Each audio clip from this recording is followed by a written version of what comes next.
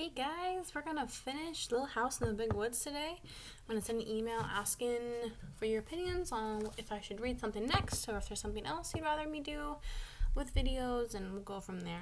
But this is the end. This is chapter 13. This is called The Deer in the Wood. Chapter 13. The grass was dry and withered, and the cows must be taken out of the woods and kept in the barn to be fed. All the bright-colored leaves became dull brown when the cold fall rains began. There was no more playing under the trees, but Pa was in the house when it rained, and he began again to play the fiddle after supper. Then the rain stopped.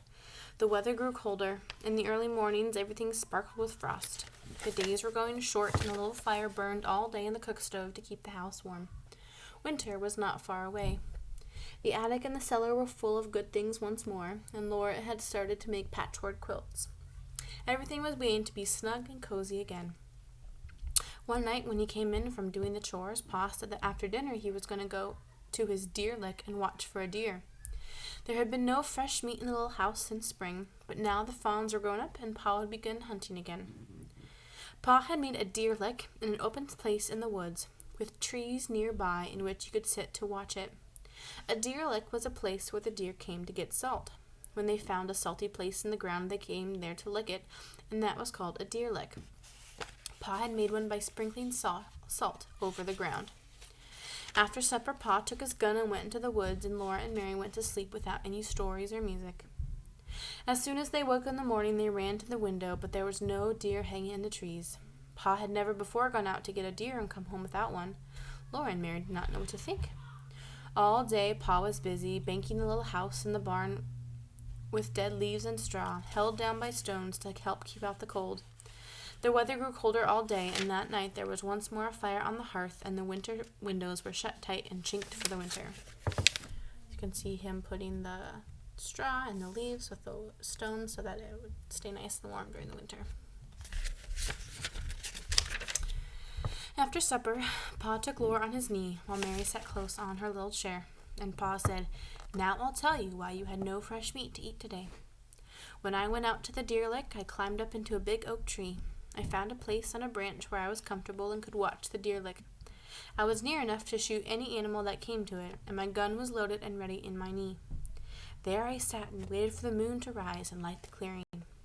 I was a little tired from chopping wood all day yesterday, and I must have fallen asleep, for I found myself opening my eyes. The big, round moon was just rising. I could see it between the bare branches of the trees, low in the sky, and right against it I saw a deer standing. His head was up, and he was listening. His great branching horns stood above his head. He was dark against the moon. It was a perfect shot, but he was so beautiful, he looked so strong and free and wild, that I couldn't kill him. I sat there and looked at him until he bounded away into the dark woods. Then I remembered that Ma and my little girls were waiting for me to bring home some good fresh venison. I made up my mind that next time I would shoot. After a while, a big bear came lumbering out into the open. He was so fat from feasting on berries and roots and grubs all summer that he was nearly as large as 2 bears. His head swayed from side to side as he went on all fours across the clear space in the moonlight until he came to a rotten log. He smelled it and listened. Then he pawed it apart and sniffed among the broken pieces, eating up the fat, white grubs. Then he stood up on his hind legs, perfectly still, looking all around him. He seemed to be suspicious that something was wrong. He was trying to see or smell what it was. He was a perfect mark to shoot at, but I was so much interested in watching him, and the woods were so peaceful in the moonlight that I forgot all about my gun. I did not even think of shooting him until he was waddling away into the woods. This will never do, I thought. I'll never get any meat this way. I settled myself in the tree and waited again. This time I was determined to shoot the next game I saw. The moon had risen higher, and the moonlight was bright in the little open place. All around it the shadows were dark among the trees. After a long while, a doe and her yearling fawn came stepping daintily out of the shadows. They were not afraid at all. They walked over to the place where I had sprinkled the salt, and they both licked up a little of it. Here's Pa in his tree with the doe and the baby deer. Then they raised their heads and looked at each other.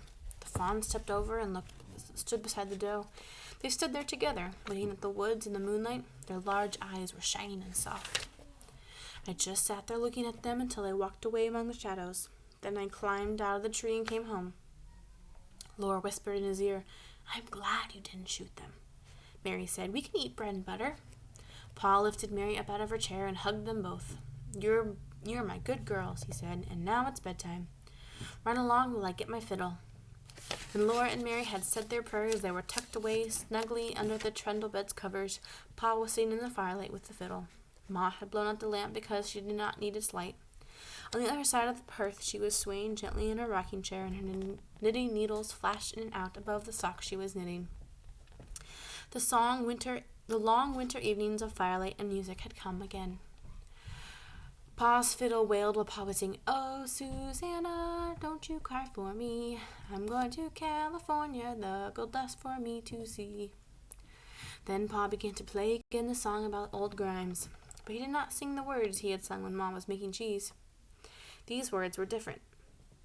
Pa's strong, sweet voice was softly singing, should old acquaintance be forgot and never brought to mind?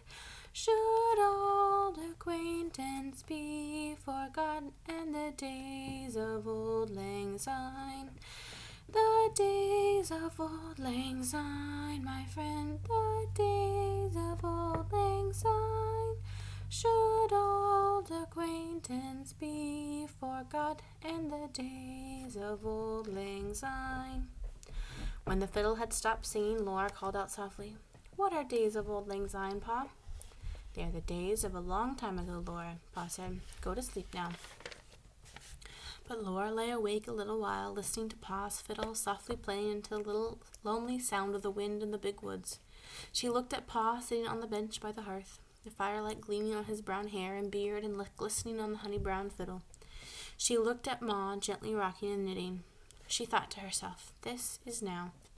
She was glad that the cozy home and Pa and Ma and the firelight and the music were now. They could not be forgotten, she thought, because now is now. It can never be a long time ago. And that is the end of Little House in the Big Woods. So, what do you guys think of it? Let me know what you think. Let me know if you have any suggestions. I'll do what I can to find something else, or maybe we don't want to do read aloud. Maybe we'll do some other kind of video. But it's been fun.